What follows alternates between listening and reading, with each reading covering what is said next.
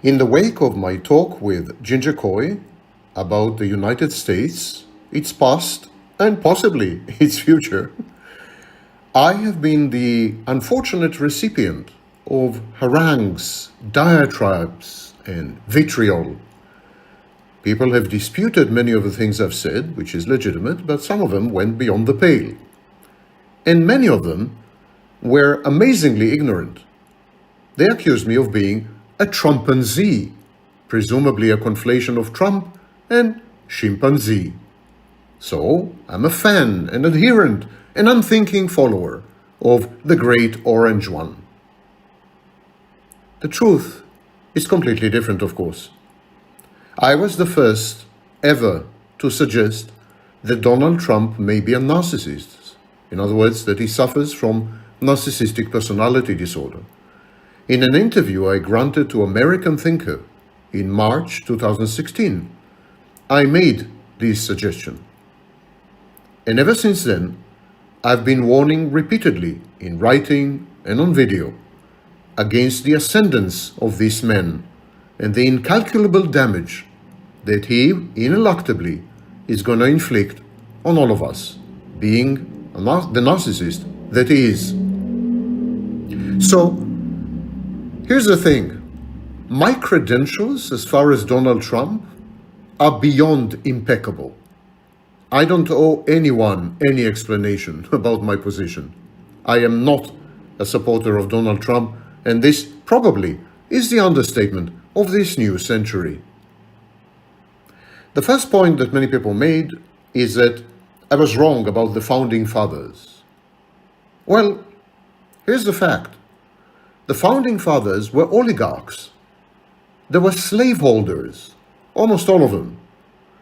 They were dead set against democracy of any form, direct, participatory. They simply abhorred democracy, the mob, the crowd. They feared, correctly as it turned out, they feared that all democracies devolve into ochlocracies, mob rule. So the founding fathers created checks and balances.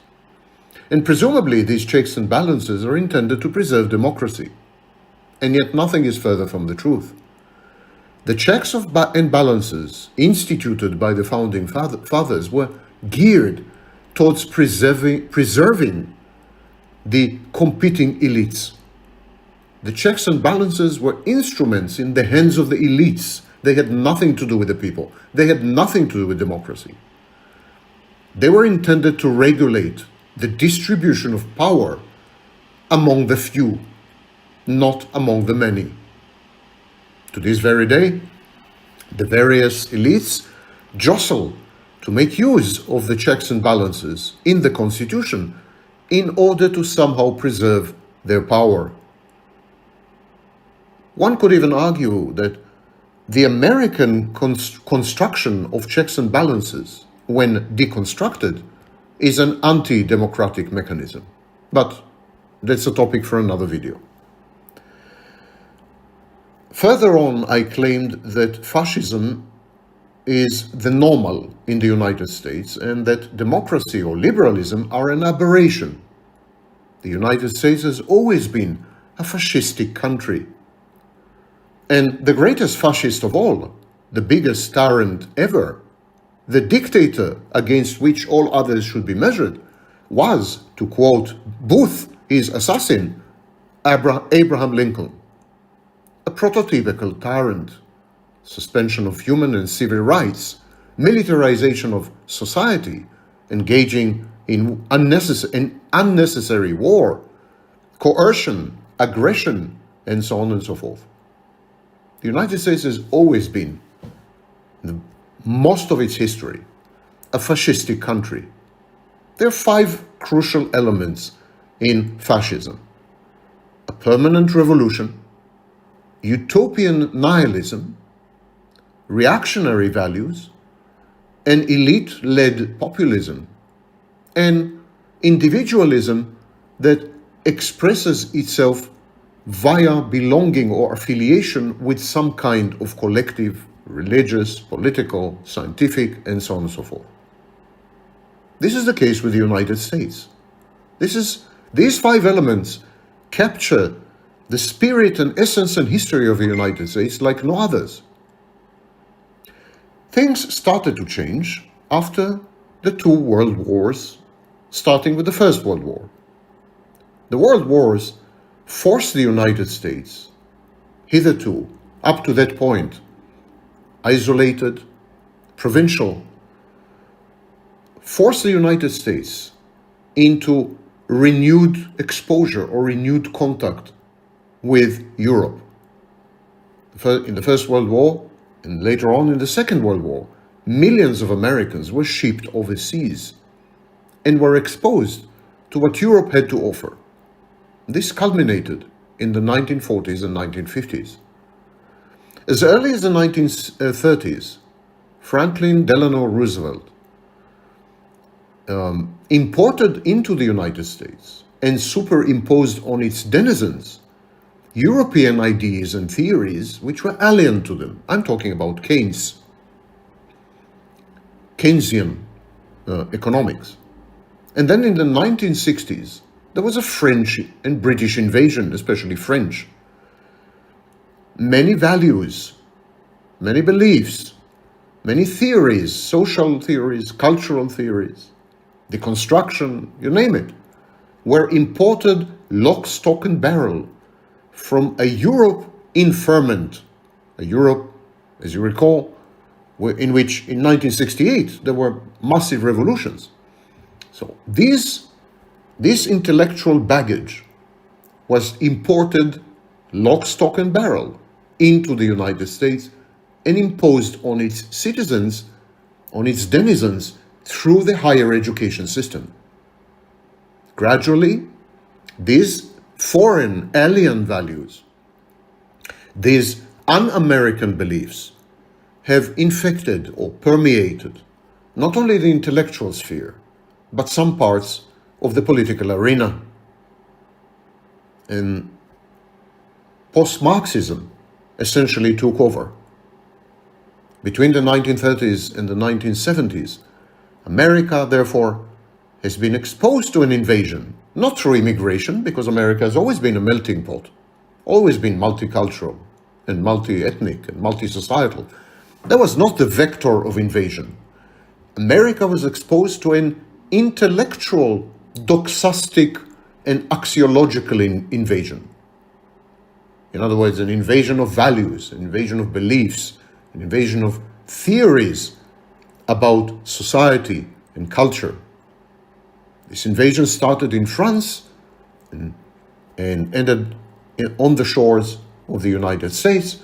And I'm saying shores because the coastal areas, the Atlantic part, the Pacific part, were the hubs of ferment. But the vast majority of Americans felt that they're being occupied. They felt under occupation. These values, these beliefs, these theories, this ethos was alien to the United States. It included progressivism. It included transgender ideology or sexual fluidity. It included advanced waves of feminism. It included a kind of rabid democracy bordering on anarchy. It included all kinds of elements which were completely foreign to the American psyche and soul, to the American narrative, and to the American dream and ethos. Consequently, this created a lot of anger, resentment, rage in the hinterland, in the parts of America where the majority of the population lived, people who were relatively undereducated, blue-collar, engaged mostly in manufacturing, to some extent in agriculture, and so on. These people felt that they're being lorded over by European elites masquerading as Americans. And of course, there was always backlash. The House Committee of Un-American Activities is an example of such a backlash. The attempts to eradicate communism as a foreign implant from a xeno implant from Europe was another example. Americans fought back fought back against gender ideology, against political ideologies which were too democratic for the system and too destabilizing, against foreign involvement, against for the foreign ethos and foreign narratives and foreign theories and foreign prescriptions and foreign policies. Americans rebelled against all these. But it took time. It took time to overthrow the intellectual and political elites who find themselves in thrall and committed to European imports, European contamination, if you wish. And what we're witnessing nowadays is the backlash, the mother of all backlashes. It's a reassertion of the real United States. Religious, anti-liberal, aggressive, dysempathic, non-communal, non-prosocial, antisocial, populist, and Darwinian. That's the true face of the United States. Anyone who tells you otherwise is, in all likelihood, a foreigner, a European.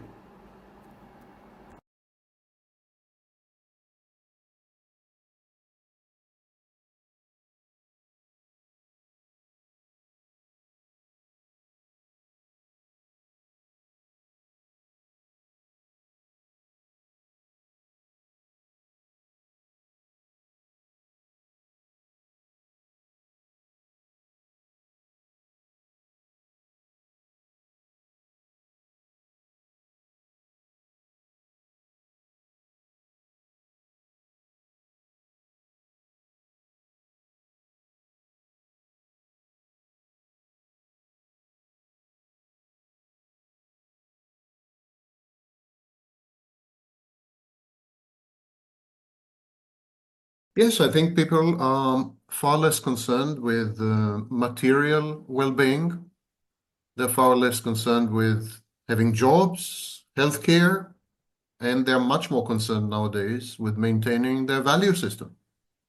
I think we're in the throes of a culture war, a global culture war, where people are willing to sacrifice anything, their livelihood, their prosperity, their prospects, their family, you name it. They're willing to sacrifice anything just to come up on the winning side of this culture war, just to be able to maintain their value system, their beliefs, their faith, and pass it on to the next generations. They perceive this as an existential war, and they're not completely mistaken.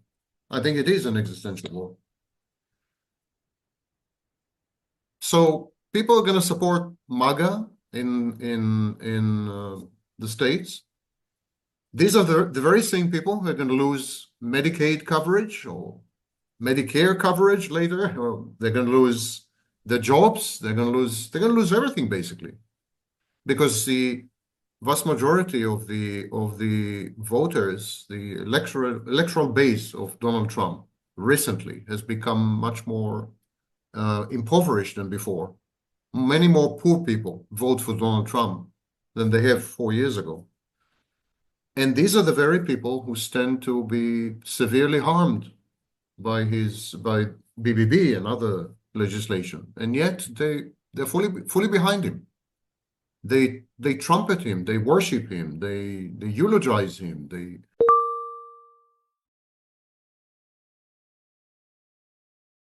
So there's something for everyone in fascism. That's the secret sauce. That's the source of the appeal. There's something for everyone. If you're a collectivist, if you are a revolutionary, if you are reactionary, if you are an individualistic person, and you're very January 6th type of person, if you're elitist, if you are populist, if you are a revolutionary, if you are traditionalist, it's all there. It's all there. And so that's why fascism, I think, is far more resilient than democracy, liberal democracy. We can discuss it later if you wish, but I think liberal democracy never stand a chance. I think it's an aberration.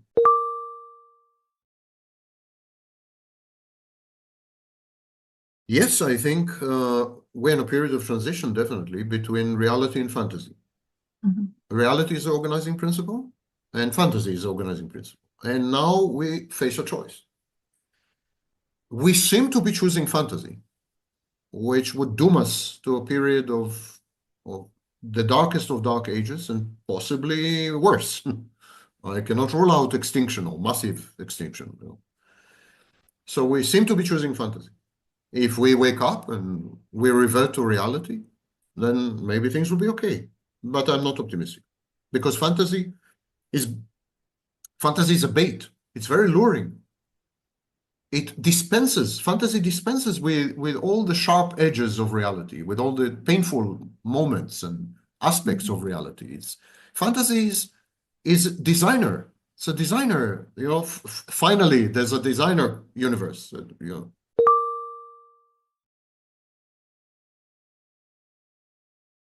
Whereas fascism is founded on love and founded on empathy, and I'll try to explain what I mean. What fascism does, it humanizes the in-group and dehumanizes the out-group, and then uses love and empathy as the cohesive glue that endows the members of the in-group with belonging and affiliation and a sense of acceptance. And you ask any MAGA supporter, and they will tell you that Donald Trump loves them. Donald Trump himself keeps saying, I love you. You love me, I love you. I hate the Democrats, he said yesterday. So love and hate, these are the dominant emotions in fascism.